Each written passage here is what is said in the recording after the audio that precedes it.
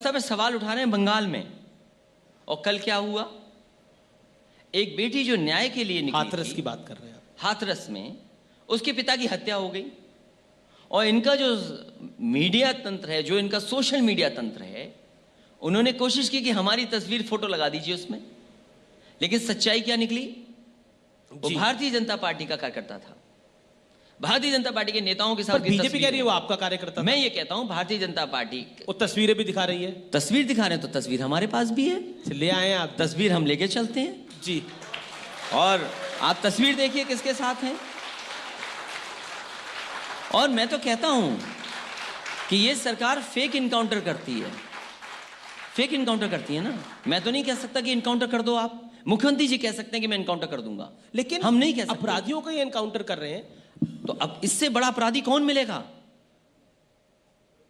आपकी पुलिस क्या कर रही है? और मुझे तो यह जानकारी मिली कि 2018 में एफआईआर दर्ज हुई। वो आपकी पार्टी के साथ तस्वीरें दिखा। और अगर इसके ऊपर की सच्चाई जाननी है जी, अगर हमारी पार्टी का कार्यकर्ता है तो कम से कम उसके गांव में समाजवादी पार्टी को एक वोट तो मिलेगा। आप उसके गांव का वोट निकलवा लीजिए। वोट से बड़ा प्रमाण पत्र कुछ नहीं हो सकता। और फिर बीजेपी से कैसे बच के रहोगे? बीजेपी कब क्या बना दे किसी का भरोसा नहीं। चलिए, आपने बात करी बंगाल की, तो बंगाल में बीजेपी बड़ी टाल ठोक रही है। क्या आप ममता बनर्जी के लिए प्रचार में जाएंगे बंगाल के अंदर? क्योंकि इस समय देश की राजनीति में बंगाल बहुत महत्वपूर्ण हो गया है। माना जा रहा है 2021 में बंगाल और 2022 में उत्तर प्रदेश, ये दो चुनाव बहुत महत्वपूर्ण चुनाव है। अभी कुछ दिन पहले मेरी मुख्यमंत्री ममता बनर्जी जी से बात हुई थी जी, और समाजवादी पार्टी ने और हमारी पार्टी के नेता किरण नंदा जी ने पूरा समर्थन उनके दल को दिया है। और ये भी कहा है कि समाजवादी पार्टी के जितने भी कार्यकर्ता नेता हैं और हमारे नेता पार्टी के राष्ट्रीय उपाध्यक्ष किरण नंदा जी लगातार पार्टी का प्रचार करेंगे। और एक बात और मैंने उनसे कही कि बंगाल की जीत, ममता बनर्जी जी की जीत, समाजवादी पार्टी की भी जीत होगी। और मैं ये भी जानता हूं कि जिस दिन बंगाल का चुनाव खत्म होगा, वहां जितने भी भारतीय जनता पार्टी और अलायंस हैं या एलाइड ग्रुप है उनका, वो सब अपना सामान उठा करके उत्तर प्रदेश में आ जाएंगे। अलाइड ग्रुप्स आपने बड़ा एम्फेसाइज करा। अलाइड ग्रुप कौन कौन से? जैसे बहुत से दल हैं उनके, बहुत से लोग हैं उनके जो छिपे रहते हैं, वो सब के सब उत्तर प्रदेश में आ जाएंगे। ये बात हम जानते हैं। इसलिए उत्तर प्रदेश में जनता तैयार है इनको सबक सिखाने के लिए।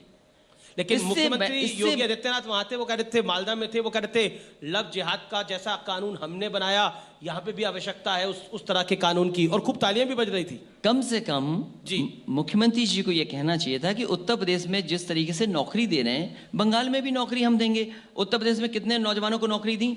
अभी तक जो नौकरियां मिल भी रही हैं, समाजवादी सरकार में कई जो भर्तियां शुरू हुई थी, आज भी पूरी भर्ती नहीं कर पा रहे हैं। इन्हें बताना चाहिए कि कितना इन्वेस्टमेंट आया है। जो असली मुद्दे हैं खुशहाली के, तरक्की के, इंफ्रास्ट्रक्चर के, बिजली क्या इतनी महंगी है बंगाल में?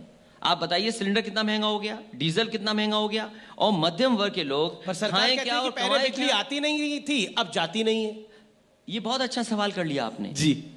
जब आए मुख्यमंत्री जी तो उनसे पूछिएगा कि कभी आपने थर्मल प्लांट का समीक्षा की है, और उनसे पूछिए कि 4 साल में आपने कितनी बार ये कहा है कि thermal plant super critical 660 super critical plant UP में लगे हैं। कितनी बार समीक्षा की है? और अभी तक कोई जनरेशन में काम नहीं हुआ है। जो भी जनरेशन हो रही है वो समाजवादी सरकार के समय की है। ट्रांसमिशन में काम कौन सा बड़ा किया है? डिस्ट्रीब्यूशन में कौन सा बड़ा काम किया है? जिस सरकार ने जनरेशन में काम नहीं किया हो, ट्रांसमिशन में काम नहीं किया हो, डिस्ट्रीब्यूशन में काम न किया हो, केवल एक काम किया है, बिजली महंगी कर दी। और पूरे देश में अगर सबसे महंगी बिजली कहीं बिक रही है तो उत्तर प्रदेश में महंगी बिजली है। अगला सवाल, राहुल गांधी अभी केरल में थे तो उन्होंने उत्तर भारतीयों को लेकर एक टिप्पणी करी। अखिलेश यादव बतौर पूर्व मुख्यमंत्री उत्तर प्रदेश, उसको कैसे देखते हैं? मैंने ना देखा ना सुना। मैं आपको बता देता हूं। उन्होंने बोला कि दक्षिण भारत के जो लोग हैं वो सतही नहीं होते, जबकि उत्तर जहां से वो पहले थे वहां पर लोग सतही तरह से काम और बात करते हैं। मैं दक्षिण भारत में बहुत समय रहा हूं जी। मैसूर से SJC कॉलेज की मेरी डिग्री है। वहाँ रहा मैं। दक्षिण भारत के लोग बहुत अच्छे हैं और उत्तर भारत के बहुत अच्छे हैं। लेकिन क्या आपको लगता है राहुल गांधी की टिप्पणी सही थी उत्तर भारत के बारे में? मैंने कहा ना, मैंने सुना ना मैंने देखा। मैं आपको बता रहा हूं, उन्होंने बोला कि दक्षिण भारत के लोग मुद्दों की बात करते हैं, उत्तर भारत के लोग सतही बात करते हैं। देखिए, जहां तक उनका किस माहौल में किन परिस्थितियों में कहा, मुझे उससे कोई खास असर नहीं पड़ता है जी। लेकिन जहां तक सवाल ये इस बात का है कि भारत के लोग बहुत समझदार हैं जी। और इस बार देखिएगा जब वोट पड़ेगा जी। महंगाई के लेकर के कितनी समझदारी से वोट डालेंगे। जी, आपको सवाल ये पूछना चाहिए, अब मैं आपसे अगला सवाल ये पूछना चाहिए जी। कि जब से बीजेपी की सरकार आई है, इंटरेस्ट रेट क्या था बैंकों में? हमारे बुजुर्ग जो जिंदगी भर कमाते थे उसके इंटरेस्ट पर जीवन जीते थे। जी। आज इंटरेस्ट क्या है, इसका जवाब कब देगी भारतीय जनता पार्टी? बैंकें डूब रही हैं, उसका जवाब कब देंगे? इन्होंने अपने संकल्प पत्र में लिखा कि हम 25,000 ब्रांचेस खोलेंगे। समाजवादी लोगों ने 3,000 ब्रांचेस खुलवाई थी। कितनी ब्रांचेस खुली हैं? आप सुना है कि एटीएम बंद हो गई हैं मशीनें यहां पर। तो आप बैंक्स को खत्म कर रहे हैं। आपने जीएसटी जिस तरीके से लागू की है, न जाने कितने व्यापारी उद्योगों का कारोबार खत्म हो गया, कोविड में व्यापार खत्म हो गया। और जो सबसे बड़ा फैसला था नोटबंदी, क्या उसका असर आज तक अर्थव्यवस्था पर नहीं दिखाई दे रहा? और फिर उत्तर प्रदेश में जहां पर भ्रष्टाचार चरम सीमा पर है, इतना भ्रष्टाचार उत्तर प्रदेश की जनता ने कभी नहीं देखा जितना भारतीय जनता पार्टी की सरकार में देखा है। आप तो राम मंदिर के चंदे में भी भ्रष्टाचार देख रहे हैं। आप कह रहे चंदा जीवी हैं ये लोग। अपने सदन में बोली इस बात को, क्योंकि जब प्रधानमंत्री ने आंदोलन जीवी का जिक्र किया। आंदोलन से उनकी पार्टी के लोग भी निकले हैं और कम से कम भारतीय जनता पार्टी को यह कहना चाहिए कि वो आंदोलनों के बारे में क्या कहते थे। क्या वो आंदोलन नहीं करते थे? किसी पॉलिटिकल पार्टी ने उन्हें उन शब्दों से नहीं कहा। आखिरकार भारतीय जनता पार्टी कैसे कह सकती है इन बातों को? आंदोलन जीवी से प्रधानमंत्री का कहना यह था, जो मैं समझा, जैसे सीए के दौरान वही चेहरे दिखते थे, जैसे किसान आंदोलन में भी वही चेहरे दिखे।